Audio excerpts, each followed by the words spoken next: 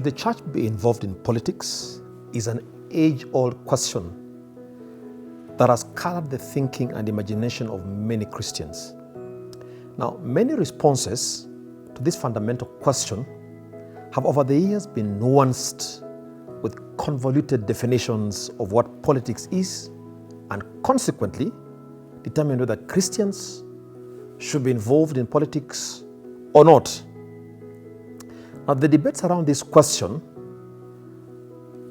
have convinced many Christians that our role in matters politics is to be apolitical, to be non-partisan, to be neutral, to be disengaged. Now, this thinking raises two fundamental questions in my mind. The first question is this: what is politics? And the second question, what does it mean to be apolitical? Now, politics is the art and science of governance. Some political scientists define politics as the process by which scarce resources are allocated within a social unit, be it a city, a state, a nation, or an organization, for the purpose of providing for human needs and desires. That's the definition of politics. What about apolitical? Apolitical is to be uninterested or uninvolved in politics. Is this really our calling as the church? To be apolitical, to be non-partisan, to be neutral, to be disengaged? Some observations come to mind as I make this reflection on the topic engaging in politics. The first observation is this: it is irresponsible for any citizen to pass up on an opportunity to influence how they would be governed. If you pass up an opportunity that comes your way that allows you to influence how you will be governed, that is irresponsible. But the second observation is this: it is expected of every Christian to be actively involved in influencing the manner in which they are governed. This is what Jesus would say in the Gospel, Matthew chapter 5, verse 13 to 16. Just listen to this. You are the salt of the earth. But if the salt loses its saltiness, how can it be made salty again? It is no longer good for anything except to be thrown out and trampled underfoot. You are the light of the world. A town built on a hill cannot be hidden. Neither do people light a lamp and put it under a bowl. Instead, they put it on its stand, and it gives light to everyone in the house.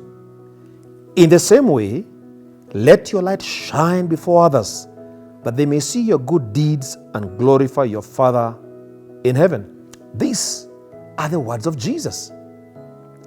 Jesus describes or defines the church as the light, as the salt. We are not like the light, we're not like salt, we are the light, we are the salt. So you remove light from the equation, you are left with stark darkness. You remove salt from the equation, you are left with tasteless food. Engaging in politics.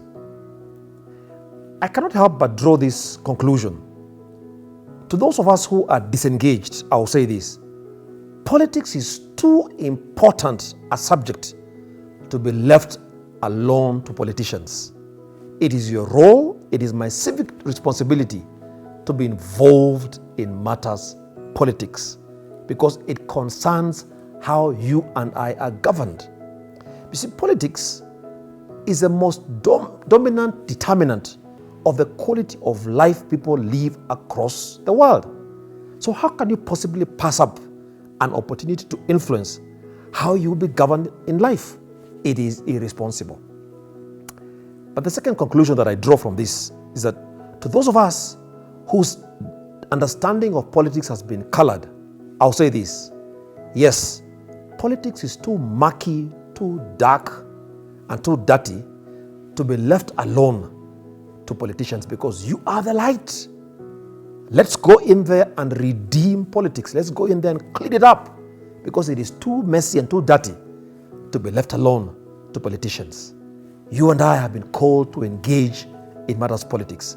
I pray that you will be persuaded and you will be convinced to roll up your sleeves and engage in matters of politics, whether to vote, to run for office, or to influence policy, people, and positions.